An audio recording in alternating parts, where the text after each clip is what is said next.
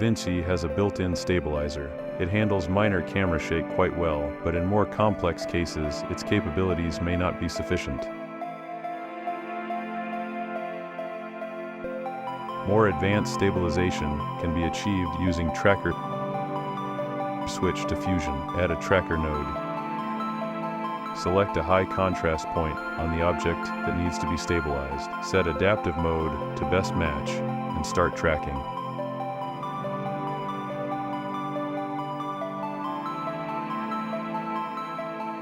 Go to Operation and set Match Move. Set Merge to Background Only. Then return to Edit and crop the empty edges created during stabilization.